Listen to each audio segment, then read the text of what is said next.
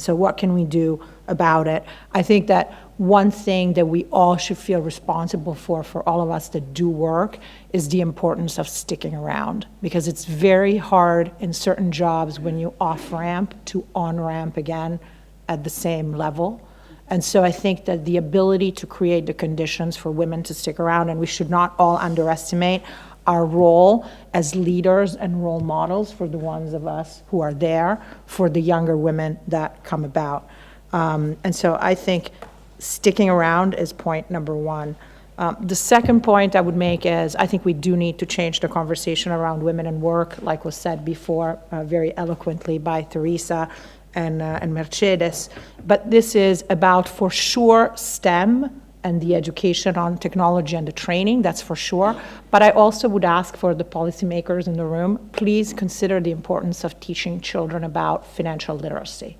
Because I find that women are not educated about money, about the financial literacy that is very basic. You talked about the women that don't have bank accounts.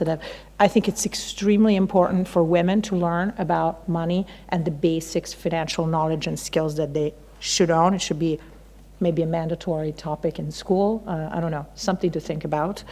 And I think that also the culture in certain countries, I'm originally from Milan, women participation to the workforce is so low because culturally, I don't think we have ingrained in our daughters the importance of financial independence and the freedom that comes from it. And I think that's an important, very basic thing to think about it. And of course, then the STEM knowledge extremely important because we don't want women to participate in the future of work only at the fringe with jobs that are low-paying jobs and then perpetuating the crisis of, I think, elderly poverty. It's a women's problem, right? And so we don't want that 20, 30 years from now. The third point, and I have a couple more only, is I think we do need to create an environment that is conducive to retaining women in the workforce. And I'm going to give you some examples of things that we're doing to try to fix that. One thing is obviously we're looking at equal pay for equal work. And I think the point that I would like to make is not only for the lower paying job, the gap exists, but it exists unfortunately even at the higher level and sometimes in bigger ways.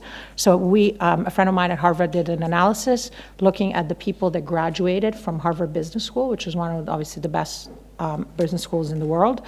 And 15 years after graduating from Harvard Business School, if you take a woman and a man on average post-MBA, the difference in compensation is such that women make only 60% of what men make, even at the higher levels. And I think that is very discouraging. But on the positive front, I think there is more and more a desire to fix that comes not only from the women, but also from the men, and we can get to that.